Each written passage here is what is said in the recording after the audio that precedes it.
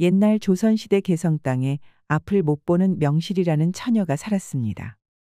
명실이는 몰락한 양반 가문의 세 자매 중에 막내딸로 태어났답니다. 왜 딸만 셋이냐 하면 아버지가 아들을 얻으려고 3번이나 노력을 했기 때문이었지요. 그런데도 또 딸이 태어났으니 부모님의 실망이 이만저만이 아니었는데요. 천지신명도 무심하시지. 대를 이을 아들 하나를 그렇게도 바랬거늘. 원하던 아들이 아니다 보니 아이에겐 미운 털이 박혔지요. 거기다 딸아이가 눈까지 안 보이니 그야말로 허탈하기 그지없었습니다. 해서 부모님은 빛을 잃었다는 의미에서 명실이라는 이름을 지어주었지요. 태어날 때부터 이러하니 어디 부모님의 사랑일랑 제대로 받아보았겠습니까? 부모님에게 명실이는 내놓은 자식 그 이상도 이하도 아니었죠. 이러다 보니 언니들도 앞을 못 보는 명실이를 업신여기고 괴롭히곤 하였지요. 너는 앞도 못 보는 것이 어딜 자꾸 쫓아오냔 말이야. 얘, 네가 끼면 우린 제대로 놀지도 못해. 귀찮으니까 저기 저쪽 구석에서 혼자 좀 놀아. 언니들에게 밀려난 명실이는 쓸쓸히 혼자 노는 날이 많았지요. 나뭇가지를 지팡이 삼아 동네 이곳저곳을 돌아다니는 명실이는 새소리, 바람소리, 그리고 무엇보다 사람들의 노래소리를 찾아 들으며 시간을 보냈답니다. 하루는 명실이가 혼자 마을 이곳저곳을 거닐던 때였습니다. 바람결에 실려 어디선가 맑은 음악 소리가 들려오는 것이 아니겠습니까? 이게 웬걸 그곳은 온갖 꽃과 나무가 피어난 정원이었지요. 그 정원 한복판 물가에 지어진 정자에서 소리가 들려오고 있었습니다. 명실이는 조심조심 앞을 더듬으며 정자로 갔지요. 그러자 그곳엔 가야금을 타는 어느 기품 있는 부인이 있는 것이었습니다. 응? 웬 계집아이가 정원에 들어왔구나. 아야, 어쩐 일로 여기에 왔느냐? 아, 죄송합니다. 소리가 너무 맑고 듣기 좋아서 그만 저절로 발걸음을 움직이고 말았습니다. 가야금 소리가 그렇게도 듣기 좋았느냐? 자기도 모르게 여기로 올 만큼? 깜짝 놀란 명실이는 고개를 숙였지요. 헌데 이 부인은 명실이의 대답이 마음에 들었던 것 같았습니다. 하기사 신기한 일이었죠. 아직 음악이 뭔지 가야금 연주가 무엇인지도 모를 꼬마아이가 듣기 좋아서 여기까지 왔다는 것이었으니까요. 아이가 음악에 숨은 재능이 있는 것이 분명했습니다. 난 그 뭐라고 한단다. 이 정원은 물론 여기 추나원의 주인이지. 명실이는 자기도 모르는 사이 개성 제1의 기생집인 추나원에 들어왔던 것입니다. 그리고 눈앞에 금화야말로 추나원의 주인인 행수기생이었던 것이지요. 금화는 가야금의 명수라서 그 솜씨가 한양의 양반가에도 자자할 정도였답니다. 가야금 소리가 듣고 싶다면 언제든 추나원에 와도 좋다. 그 뒤로 명실이는 가야금 소리가 듣고 싶을 때면 추나원의 정원으로 향했지요. 그런 명실이를 지켜보던 금화는 하루는 조용히 명실이를 불렀답니다. 명실아, 가야금 소리가 그리도 좋다면 어디 한번 연주를 배워보겠느냐? 정말입니까? 제가 정말로 이 가야금을 배워도 되겠습니까? 그럼 정말이고 말고. 자, 이리 올라와서 한번 가야금을 잡아보려무나. 참말로 꿈만 같습니다. 가야금, 저도 가야금으로 아름다운 연주를 꼭 해보고 싶습니다. 명실이는 행수기생 금화의 가르침을 받아 가야금을 연습했답니다. 아무것도 안 보이는 세상, 허나 가야금 소리에 귀를 기울일 때면 무지개도 피어나고 달과 별도 빛나곤 했지요. 해서 명실이는 가야금이 너무나도 좋았답니다. 그리하여 명실이는 밤낮 없이 가야금 연습에 몰두했죠. 어찌나 열심인지 가르침을 허락한 금화조차 깜짝 놀랄 정도였죠. 그렇게 세월이 흘러 어느덧 명실이가 17세가 되던 해였습니다. 무릇 좋아하는 것을 하면 성취도 빠르다고 했나요? 세상에서 가야금 연주가 젤로 좋은 명실이는 스승 금화 못지않은 뛰어난 가야금 연주자가 되었답니다. 그러다 보니 명실이가 가야금을 연주할 때면 추나원의 기생들이 모두 정자에 둘러앉아 그 소리를 듣곤 했지요. 언니, 그러지 말고 명실이도 기생으로 입적을 해주는 게 어때요? 설마 우리 명실이가 앞을 못 본다고 차별하는 거 아니겠죠? 모르는 소리 말거라. 명실이는 기생이 되기엔 너무 강한 운을 타고났다. 섣불리 기생집에 받아들였다간 명실이는 물론이고 우리도 크게 다칠 운이야. 그만은 온갖 학문에 능통했는데 그중에는 앞날의 기루나복을 점치는 주역도 있었답니다. 그런 금화의 말이다 보니 다른 기생들은 입을 다물었죠. 그렇게 명실이는 추나원에 다니면서도 기생은 아닌 애매한 위치에 놓여 있었답니다. 그러던 어느 날이었습니다. 오랫동안 병마에 시달리던 아버지가 세상을 뜨고 말았습니다. 언니들은 진작에 다 시집을 가서 이제 집에 남은 사람이라곤 홀어머니와 눈먼 명실이 뿐이었죠. 이게 무슨 꼴이람. 집안에 남자가 없으니 상주 노릇을 여인이 나서서 해야 하는구나. 아이고, 조상님께 부끄러워서 일을 어쩌면 좋노.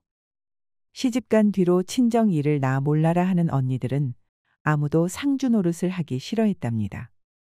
언니의 남편인 형부들도 약속이나 한 듯 손사래를 쳤지요. 그리하여 눈먼 명실이가 상주 일을 떠맡았습니다. 삼배로 만든 치마를 입고 삼배 두건을 쓴 명실이는 밤을 새며 조문객들을 맞이했답니다. 그런데 장례식에 반갑지 못한 손님이 나타났지요. 그건 바로 고리대금업자로 유명한 박진사였습니다. 박진사는 조문은 하는 둥 마는 둥 하면서 대뜸 빚을 갚으라고 난리였죠. 명실이 아비가 내게 진 빚이 자그마치 10량이요. 10량을 빌려다 사업을 하겠다 하고 죄다 말아먹었으니 당신네들이 대신 갚아줘야 하지 않겠어? 네? 그 큰 돈을 우리가 어떻게 구합니까? 천부당 만부당한 말씀입니다. 김부당이건 최부당이건 여기 빈문서가 버젓이 있는데 뭘 못 갚아. 안 되겠군. 돈을 못 주겠으면 다른 걸로라도 갚아야지. 돈 대신 집을 가져갈 테니 그리 아시오. 아니 이게 무슨 소리랍니까? 집을 가져가겠다니요. 명실이 어머니는 그야말로 사색이 되었습니다. 집도 없이 여인의 몸으로 소경인 딸과 어찌 살라는 건지요. 어머니는 하는 수 없이 명실이의 언니들을 불렀지요. 그러나 시집간 언니들은 이 핑계 저 핑계를 대며 도울 수 없다는 것이었지요. 시집 가면 출가 외인이라더니. 너희들은 어미랑 눈먼 막내가 거리에 나앉게 되었는데 불쌍하지도 않으냐? 우리는 뭐 노는 줄 아나요? 시댁 어른들 수발드는 것도 힘들어 죽겠어요. 여기서 뭘 더 하라고요? 말이야 바른 말이지. 안 그래도 없는 살림에 입 늘어서 좋을 게 뭐가 있겠어요. 데려가서 어디 쓸 데도 없는데. 언니들은 가져간 혼수가 적어 구박을 받았다며 없는 집에 태어나 기도 못 펴고 있다며 앞다퉈 하소연을 하는 것이었죠. 어째 거리에 나앉게 된 어머니와 명실이보다 자기네들이 더 힘들다는 것이었습니다. 딸들이 내뱉는 가증스런 소리에 결국 어머니는 바닥에 주저앉았답니다. 어머니가 대성통곡을 하니 언니들은 어느새 장례식장에서 슬그머니 자취를 감췄지요. 오직 명실이만 옆에 남아 어머니를 부둥켜 안고 함께 눈물을 쏟았습니다. 며칠 후 결국 집을 빼앗긴 명실이 모녀는 거리에 나앉고 말았지요. 잠잘 곳을 찾아 개성 저작거리를 떠돌던 둘은 결국 개성 변두리의 벌판에 초막을 짓고 살았답니다. 눈먼 명실이가 동량을 다니는 동안 어머니는 멍하니 초막 앞에 앉아 있을 뿐이었죠. 의지할 곳 하나 없이 벌판에 내몰린 어머니는 이미 살 의지를 잃어버리고 말았던 것입니다. 어머니는 결국 한 달 만에 남편의 뒤를 따르고 말았지요. 명실이는 숨이 끊어진 어머니의 시신을 끌어안고 울고 또 울었습니다. 자기를 귀여워해주던 부모는 아니었지만 그래도 혈육의 정이란 게 있지 않습니까? 천혜고아가 된 명실이는 울다 지쳐 쓰러져 잠이 들었지요.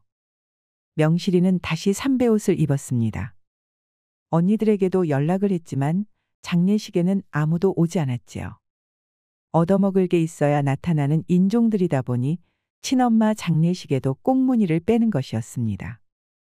그리하여 명실이는 혼자서 꿋꿋하게 어머니 장례를 모두 치렀습니다. 그렇게 어머니를 떠나보낸 명실이는 아무도 없는 초막에 홀로 멍하니 앉아 있었지요.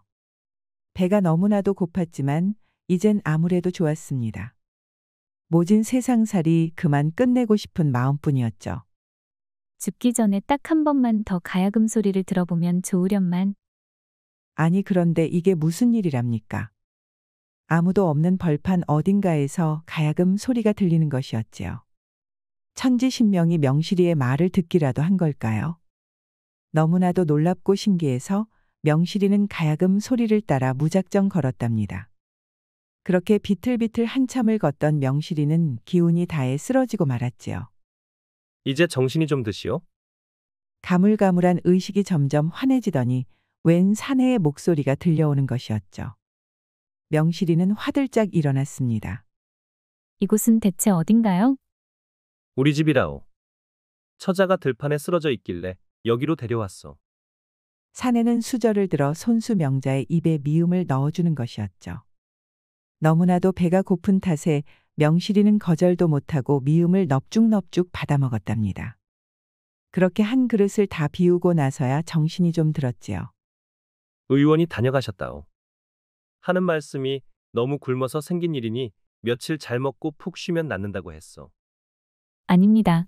이렇게 구해주시고 미움까지 내주셨는데 더 이상 신세를 질 수야 없지요. 어허, 아직 몸도 낫지 않았는데 어찌 가려 하시오.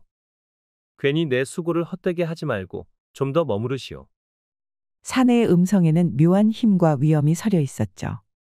한 번 들으면 도저히 거역하기 힘든 그런 무게감이 있었답니다.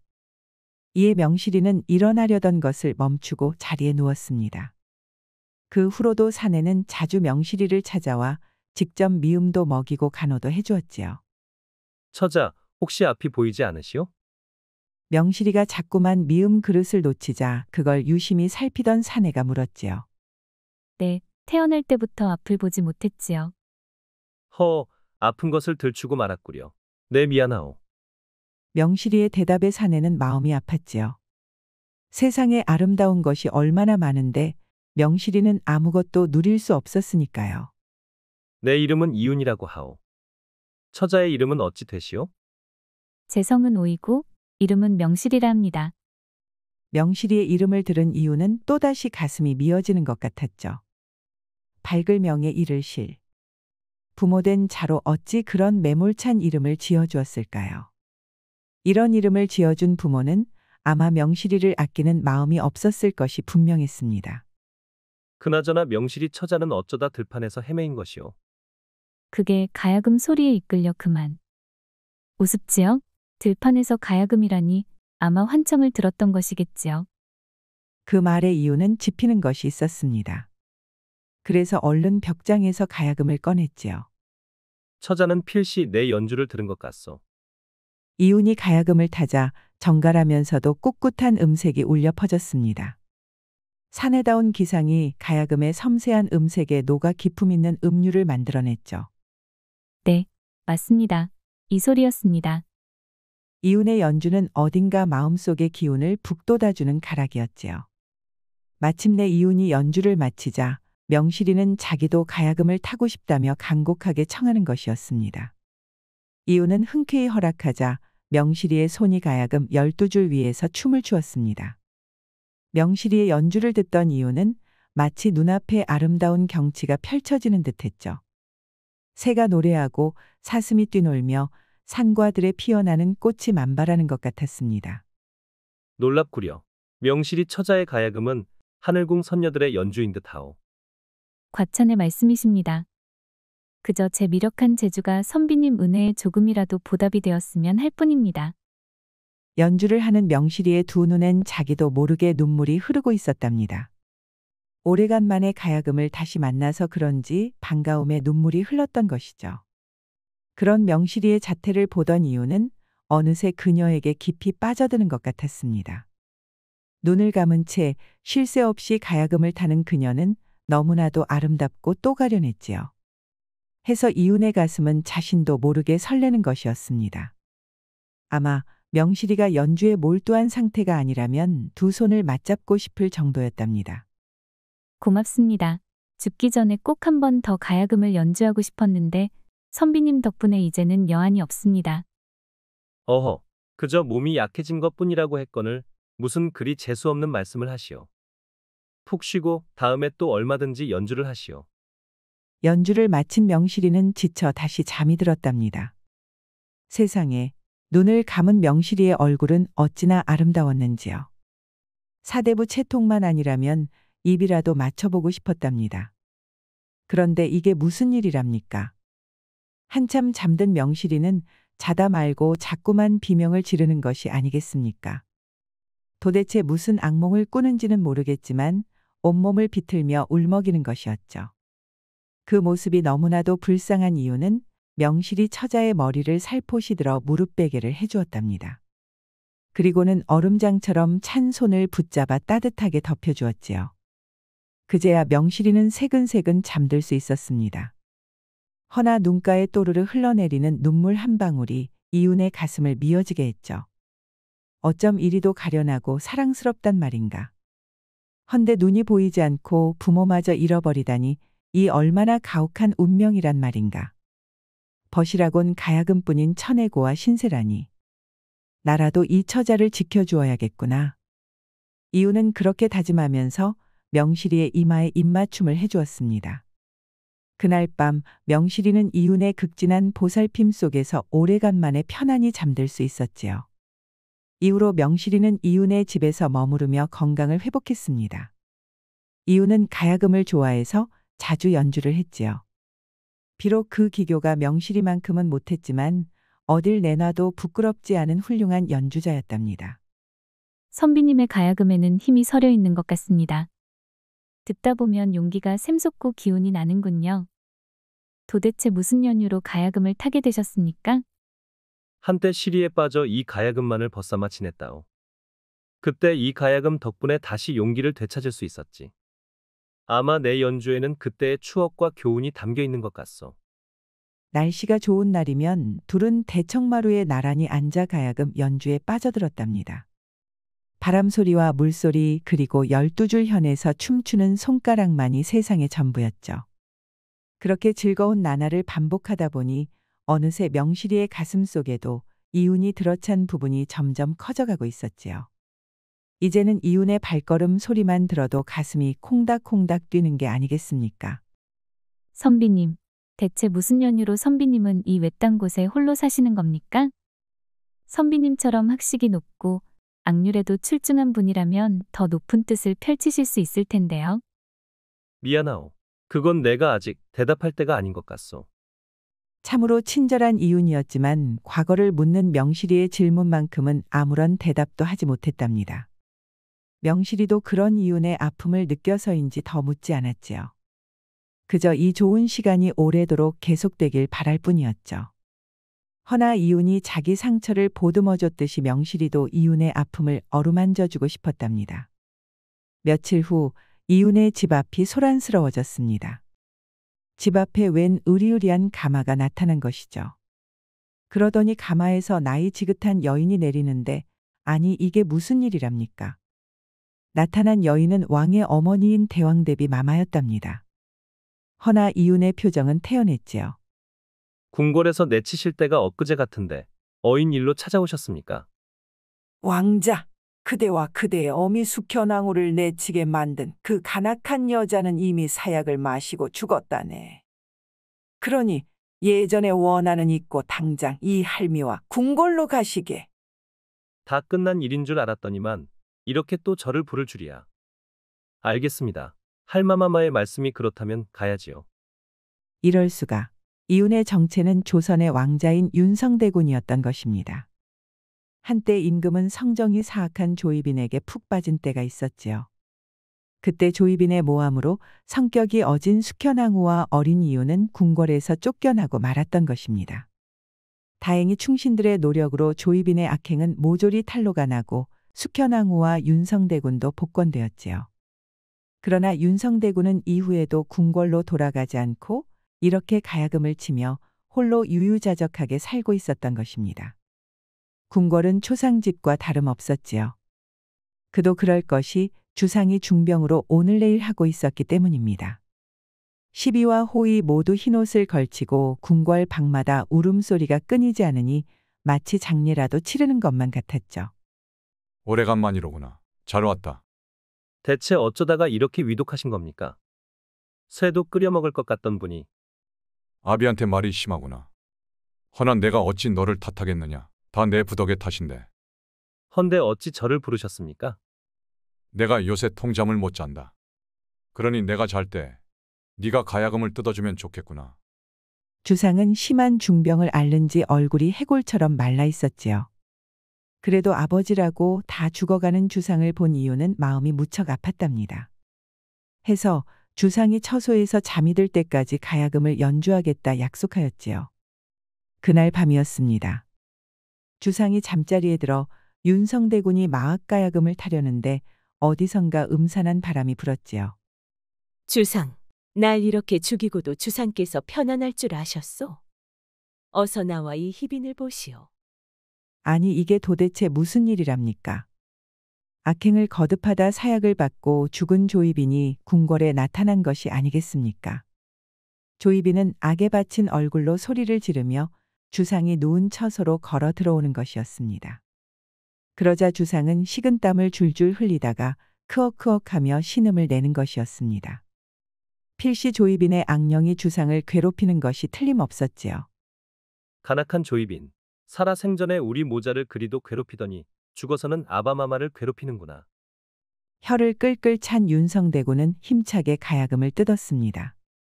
정갈하고 힘이 넘치는 가야금 소리가 울려 퍼지자 천하의 조이빈도 더는 가까이 오지 못했지요. 그저 침상 주변을 빙빙 돌면서 기회를 노릴 뿐이었습니다. 그렇게 밤새도록 주상을 노리던 조이빈은 새벽 닭이 우는 소리가 들리자 온데간데 없이 사라졌답니다. 고맙구나. 네 덕에 오래간만에 잘 잤다. 덕분에 한시름 놓았구나.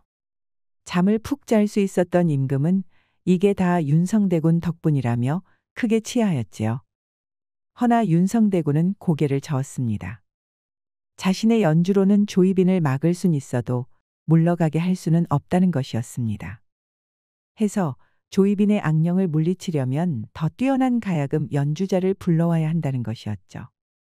허나 주상은 고개를 저었습니다. 다른 연주자들은 조이빈의 얼굴만 봐도 겁을 먹고 쓰러지는데 어찌 연주를 하겠습니까? 그 말에 곰곰이 생각을 하던 윤성대군은 무릎을 탁 쳤습니다. 땅거미가 지기 시작할 무렵 명실은 궁궐로 불려왔답니다. 비록 앞이 보이지는 않았지만 주변을 둘러싼 긴장한 공기와 무거운 발걸음 그리고 엄숙하고 위험 있는 음성이 여기가 궁궐이라는 걸 똑똑히 알게 해줬죠. 겁먹은 명실이는 벌벌 떨면서 꿇어 엎드렸지요. 행여 자기가 무슨 잘못을 저지르지는 않았는지 걱정하면서요.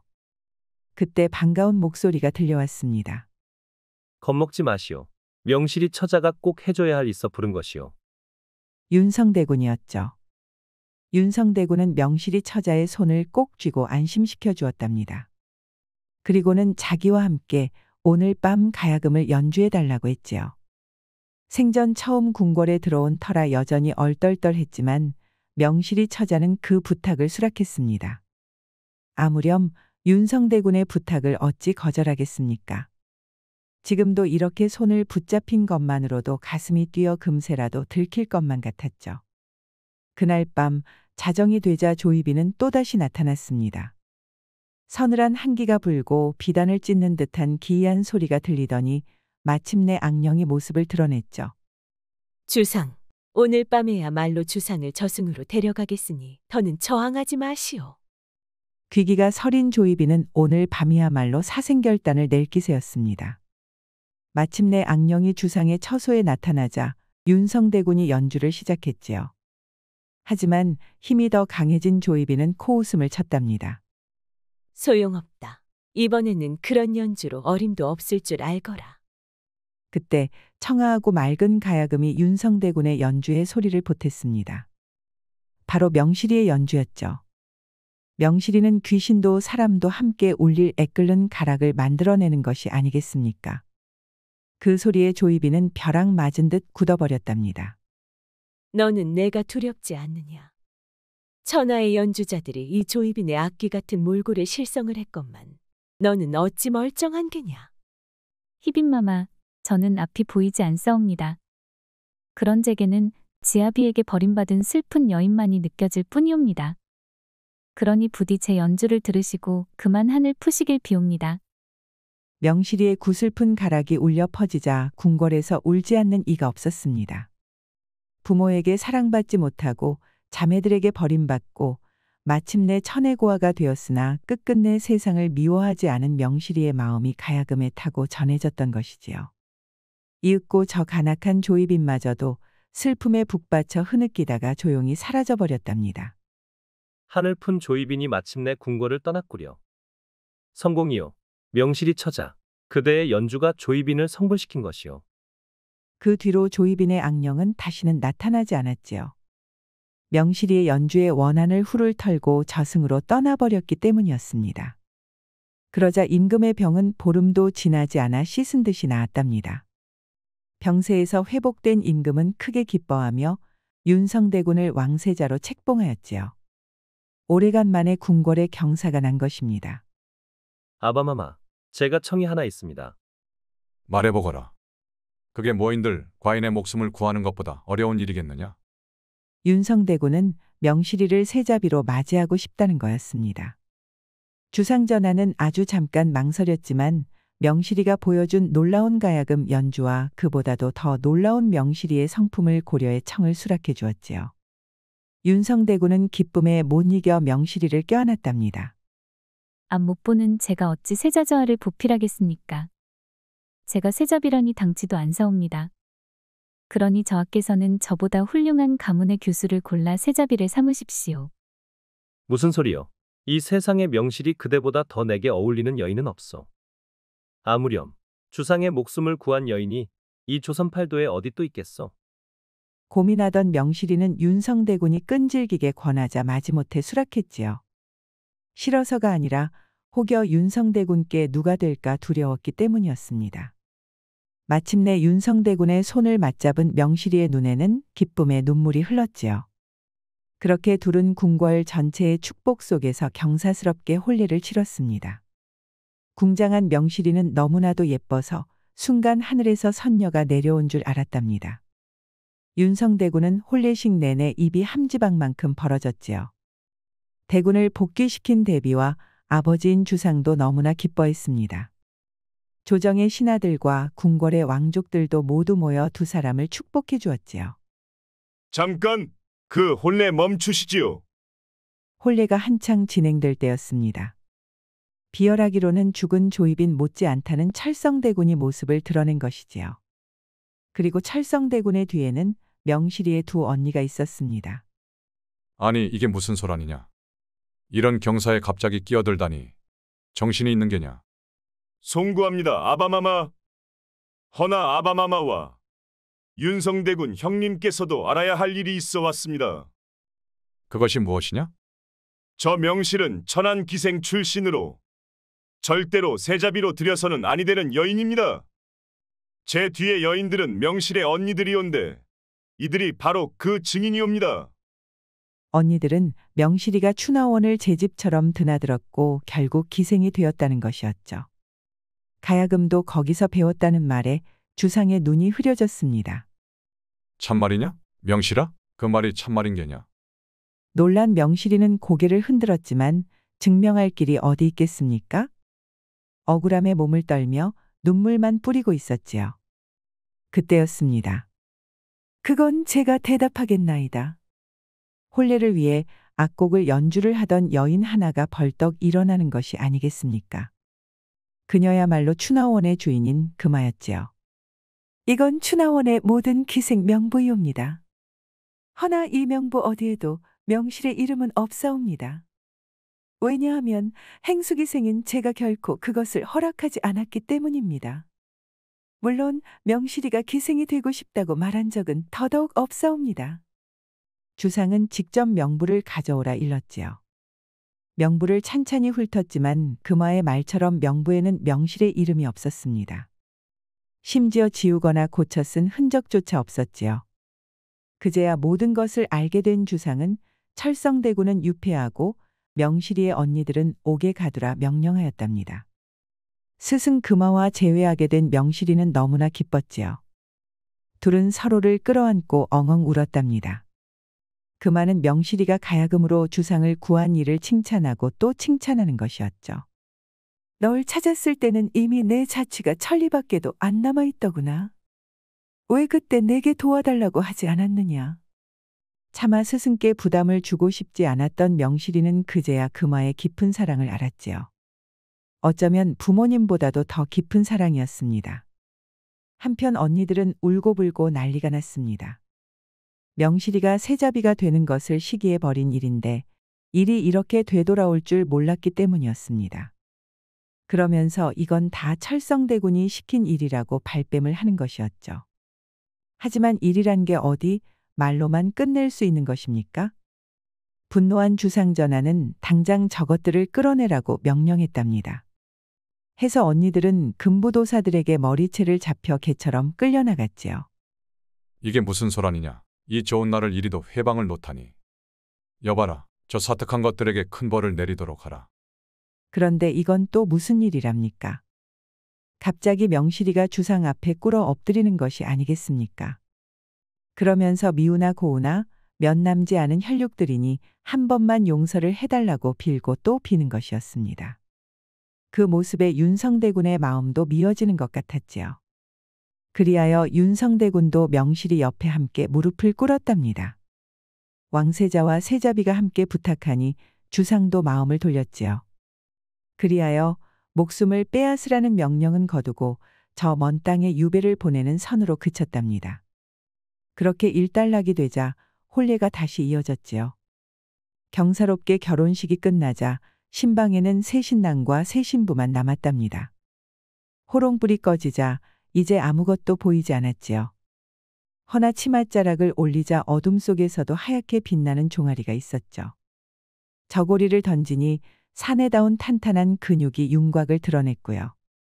윤성대군은 가야금을 칠 때보다도 더 힘차게 명실이를 연주했답니다. 그렇게 두 사람은 서로를 더듬으며 더 깊게 더 뜨겁게 사랑을 했지요. 그 뒤로 윤성대군은 왕위에 올라 나라를 잘 다스렸다고 전해집니다. 백성의 삶을 잘 돌본 것은 물론 음악과 노래를 퍼뜨려 사람들의 마음을 행복할 수 있게 했다고 하니 성군이 틀림없는 것 같습니다. 세자비에서 황후가 된 명실이는 비록 앞을 보지는 못했지만 그 자애로움과 인내력으로 임금이 된 윤성을 잘 보필했지요. 두 사람은 아들, 딸 여럿 낳고 백년해로 했다고 하니 참으로 경사스런 일이 아닐 수 없습니다. 명실이는 수많은 고난 속에서도 다른 사람의 아픔을 동정하는 어진 마음을 잃지 않았습니다. 아마 그녀의 가야금이 그토록이나 아름다운 소리를 낼 수 있었던 것도 그런 그녀의 아름다운 품성 때문이 아닐까 싶습니다. 우리도 그녀의 이야기를 되새겨 어질고 따뜻한 품성을 지니도록 해야겠습니다. 우리 영상을 시청하신 모든 분들께 행복이 가득하길 기원하겠습니다. 구독과 좋아요, 알림 설정 부탁드려요. 이후에도 재미난 이야기가 많이 준비되어 있으니 다른 영상도 꼭 보러 와주세요.